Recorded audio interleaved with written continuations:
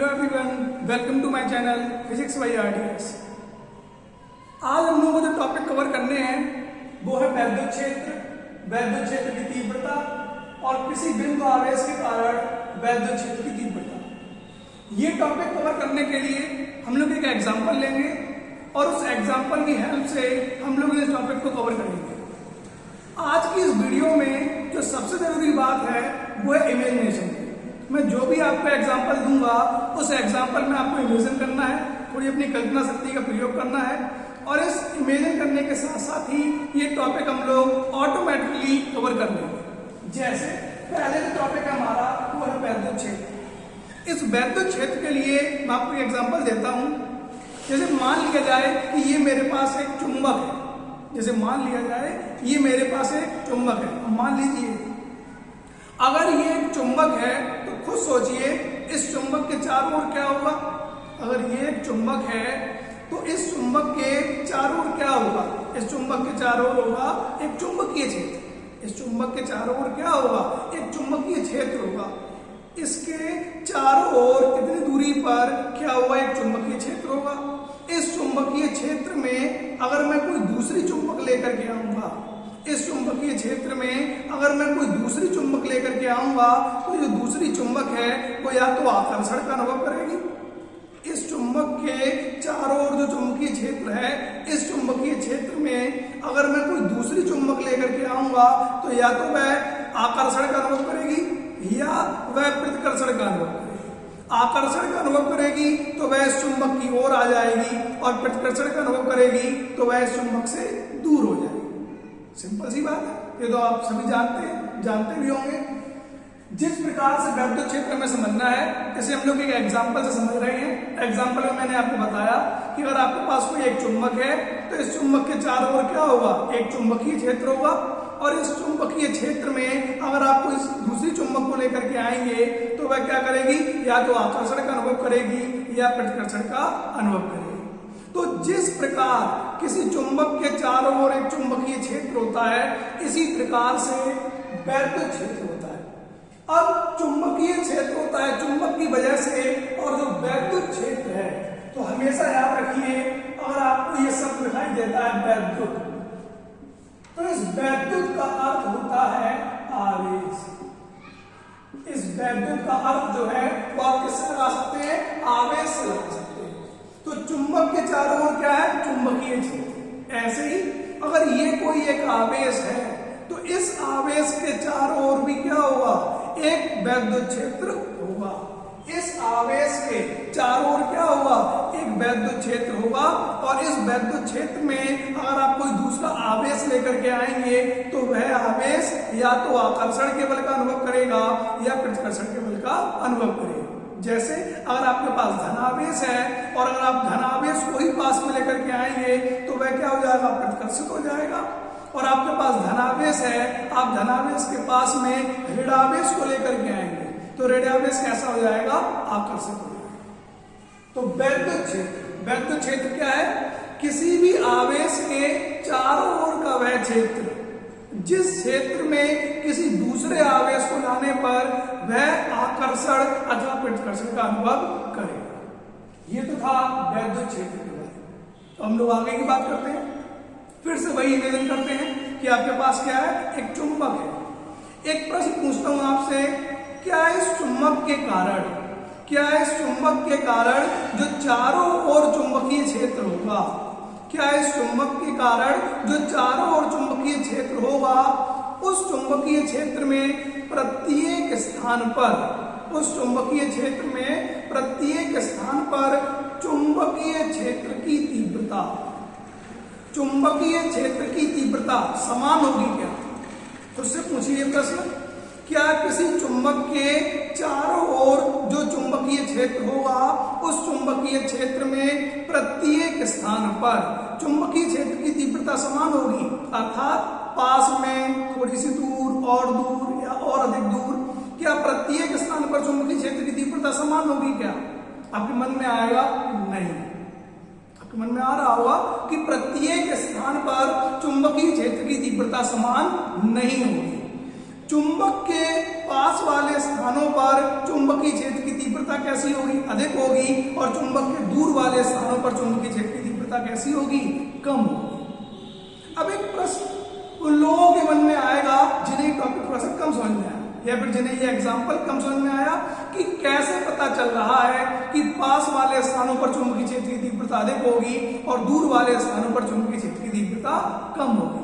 ठीक है, दोबारा समझते हैं हम लोग। इस चुंबक के पास में अगर आप कोई दूसरी चुंबक लेकर के आएंगे, इस चुंबक के पास में अगर आप कोई दूसरी चुंबक लेकर के आएंगे तो उस चुंबक पर चुंबकीय बल, दोबारा सुनिए, इस चुंबक के पास में अगर आप कोई दूसरी चुंबक लेकर के आएंगे तो उस चुंबक पर जो चुंबकीय बल है क्या वह प्रत्येक स्थान पर समान होगा क्या?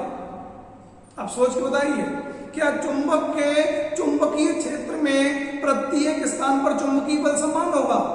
नहीं। फिर से वही बात निकल करके आएगी कि जो पास वाले स्थान हैं उन स्थानों पर चुंबकीय बल कैसा होगा, अधिक, और जो दूर वाले स्थान हैं इन दूर वाले स्थानों पर चुंबकीय बल कैसा होगा, कम होगा। यही हमने पहले समझा था कि जो पास वाले स्थान हैं उन स्थानों पर चुंबकीय क्षेत्र की तीव्रता कैसी होगी, अधिक होगी, और जो दूर वाले स्थान हैं उन दूर वाले स्थानों पर चुंबकीय क्षेत्र की तीव्रता कैसी होगी, कम। अब देखिए यहां से आपको ये बात भी समझ में आएगी कि जो चुंबकीय क्षेत्र की तीव्रता है उसका संबंध किससे है, चुंबकीय बल से। जो चुंबकीय क्षेत्र की तीव्रता है उस चुंबकीय क्षेत्र की तीव्रता का संबंध किससे है, चुंबकीय बल से है। अगर चुंबकीय बल ज्यादा है तो उस स्थान पर चुंबकीय क्षेत्र की तीव्रता अधिक होगी, अगर चुंबकीय बल कम है तो उस स्थान पर चुंबकीय क्षेत्र की तीव्रता कम होगी। अब फिर से आते हैं हम अपने टॉपिक पर, वैद्युत क्षेत्र की तीव्रता। तो टॉपिक हमें कवर करने हैं आज वो ये टॉपिक्स है, वैद्युत क्षेत्र की तीव्रता। अभी हमने आपको बताया कि वैद्युत शब्द आपको कहीं मिलता है तो आप उसका अर्थ आवेश से लगाएं। अब क्वेश्चन पूछता हूं मैं एक आपसे कि अगर आपके पास कोई एक आवेश है, जो भी एग्जांपल दिया गया था उसी से रिलेटेड है ये, अगर आपके पास कोई एक आवेश है तो क्या इस आवेश के कारण जो चारों ओर चुंबकीय क्षेत्र होगा, क्या इस आवेश के कारण जो चारों ओर वैद्युत क्षेत्र होगा, क्या उस वैद्युत क्षेत्र में प्रत्येक स्थान पर वैद्युत बल समान होगा? सोच कर बताइए, क्या आपके पास जो आवेश है इस आवेश के कारण चारों ओर जो वैद्युत क्षेत्र होगा, जैसा कि हम लोगों ने पढ़ा है पहले टॉपिक में, उस वैद्युत क्षेत्र में प्रत्येक स्थान पर वैद्युत बल समान होगा? नहीं।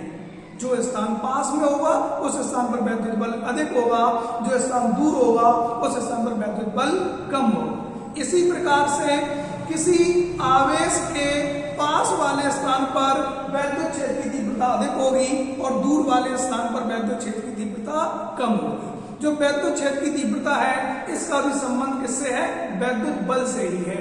अगर वैद्युत बल अधिक होगा तो वैद्युत क्षेत्र की तीव्रता कैसी होगी, अधिक होगी, और अगर वैद्युत बल कम होगा तो वैद्युत क्षेत्र की तीव्रता कैसी होगी, कम होगी। दूसरा टॉपिक क्लियर हो गया हमारा। एक हो गया वैद्युत क्षेत्र क्या है और एक है वैद्युत क्षेत्र की तीव्रता क्या है। अब बात आती है कि वैद्युत क्षेत्र की तीव्रता का व्यंजक क्या है, इसका फॉर्मूला क्या है हमारे पास। तो जो वैद्युत क्षेत्र की तीव्रता है, इस वैद्युत क्षेत्र की तीव्रता को हम लोग प्रदर्शित करते हैं ई से। क्यों करते हैं, वैद्युत क्षेत्र की इंग्लिश होती है इलेक्ट्रिक फील्ड। वैद्युत क्षेत्र की इंग्लिश है इलेक्ट्रिक फील्ड, और इलेक्ट्रिक फील्ड को हम लोग प्रदर्शित करते हैं ई से, और फॉर्मूला है इसका E बराबर F अपॉन में Q नॉट। E बराबर फॉर्मूला है F अपॉन में Q नॉट। मैं जानता हूं आप मन में ये प्रश्न आ रहा होगा कि ये Q नॉट क्यों दिखाया। देखिए आवेश जो है, इस आवेश का संकेत होता है Q, इस आवेश का जो संकेत है Q है, लेकिन आपने Q के स्थान पे क्या यूज किया हुआ है, Q नॉट। क्या अंतर है, ये है आवेश और ये है परीक्षण आवेश। ये है आवेश और ये क्या है, परीक्षण आवेश। अब परीक्षण आवेश क्या होता है, जिस आवेश के ऊपर परीक्षण किया जाएगा, जो टेस्टिंग चार्ज होगा, जिस आवेश के ऊपर आप क्या करेंगे, कोई टेस्ट करेंगे, कुछ परीक्षण करेंगे, उस आवेश को हम लोग किससे प्रदर्शित करते हैं, Q नॉट से प्रदर्शित करते हैं। तो यहाँ पर जो हमने Q नॉट लिया हुआ है उसका अर्थ क्या है, परीक्षण आवेश है। आप चाहें तो यहाँ पे सिंपली Q भी लिख सकते हैं, न्यूमेरिकल में उसमें कोई भी चेंज नहीं है। तो सिंपल सा फॉर्मूला है E बराबर F अपॉन में Q नॉट। ठीक है, अब हम लोगों का जो नेक्स्ट टॉपिक है इसे हम लोग कवर करना है वो ये है किसी बिंदु आवेश के कारण वैद्युत क्षेत्र की तीव्रता। किसी बिंदु आवेश के कारण में वैद्युत क्षेत्र की तीव्रता ज्ञात करनी है कि कितनी हो सकती है, इसीलिए हमने ये दोनों टॉपिक अभी पढ़े हुए थे। तो देखिए जैसा हमसे कहा गया है वैसा ही हम एक चित्र बनाते हैं। हमसे कहा गया है किसी बिंदु आवेश, तो सबसे पहले हमने क्या किया, एक बिंदु आवेश बना दिया। सबसे पहले हमने क्या किया, एक बिंदु आवेश बना दिया। अब ये जो बिंदु आवेश है आपस में कुछ नाम देंगे, मैंने इसे नाम दे दिया प्लस Q। आप चाहे तो इसे माइनस Q भी ले सकते हैं, सिर्फ अभी आवेश की बात हो रही है, आवेश की प्रकृति की बात नहीं हो रही कि प्लस है या माइनस है। ये तो न्यूमेरिकल में हम लोग देखेंगे कैसा आवेश दिया है, जैसा आवेश होगा वैसा हमारा आंसर आ जाएगा। तो एक हमारे पास क्या है, बिंदु आवेश है। अब इस बिंदु आवेश को हम कहीं पर स्थिर करेंगे। हमने मान लिया कि ये बिंदु आवेश कहाँ है, O पर स्थित है। ये कोई एक बिंदु आवेश है जो कहां पर स्थित है, O बिंदु पर स्थित है। अब हमें इस बिंदु आवेश के कारण वैद्युत क्षेत्र की तीव्रता ज्ञात करनी है। तो जरा आप सोचिए, अभी मैंने आपको पढ़ाया है कि वैद्युत क्षेत्र की तीव्रता का जो संबंध है वो किससे है, वैद्युत बल से है। तो कहीं ना कहीं हमें क्या ज्ञात करना है, वैद्युत बल ज्ञात करना है। तो इस बिंदु आवेश के कारण जो वैद्युत क्षेत्र होगा, मान लिया कि इतने पूरे क्षेत्र क्या होगा, वैद्युत क्षेत्र होगा। तो इस बिंदु आवेश से स्मॉल r दूरी पर, इस बिंदु आवेश से स्मॉल r दूरी पर कोई एक बिंदु A मान लिया और इस बिंदु A पर हमें क्या ज्ञात करना है, वैद्युत क्षेत्र की तीव्रता ज्ञात करनी है। इसी बिंदु A पर हमें क्या ज्ञात करना है, वैद्युत क्षेत्र की तीव्रता ज्ञात करनी है। तो वैद्युत क्षेत्र की तीव्रता ज्ञात करने के लिए हमें क्या करना पड़ेगा, हम यहां बिंदु A पर एक परीक्षण आवेश मान लेंगे। हम यहां इस बिंदु पर एक क्या मान लेंगे, परीक्षण आवेश। और परीक्षण आवेश पर हम क्या ज्ञात करेंगे, परीक्षण आवेश पर हम क्या ज्ञात करेंगे, सोच बताइए, अभी बता चुका हूं आपको। अगर हमें वैद्युत क्षेत्र की तीव्रता ज्ञात करनी है तो हमें क्या ज्ञात करना पड़ेगा, हमें कहीं ना कहीं वैद्युत बल ज्ञात करना पड़ेगा। अब थोड़ा सोचिए कि प्लस Q आवेश के कारण, देखिए जितना आप सोचेंगे उतना ज्यादा आपको समझ में आएगा और उतना ज्यादा आप इस टॉपिक को रिलेट कर पाएंगे मेरे साथ। अगर मैं ही सारे टॉपिक एक्सप्लेन करता रहूंगा या सारे आंसर मैं ही बताता रहूंगा तो आप खुद कुछ भी नहीं सोचेंगे। तो सोचना बहुत जरूरी है। मैं क्वेश्चन पूछूंगा आपसे, आप बस यही सोचिए कि आप मेरे सामने बैठे हुए हैं और आप आंसर मुझे दे रहे हैं। इंटरेक्शन होना बहुत जरूरी है। तो प्लस Q आवेश के कारण स्मॉल r दूरी पर एक बिंदु आवेश रखा है और जो कैसा है, परीक्षण आवेश है। इस परीक्षण आवेश पर हमें क्या ज्ञात करना है, वैद्युत क्षेत्र की तीव्रता ज्ञात करनी है।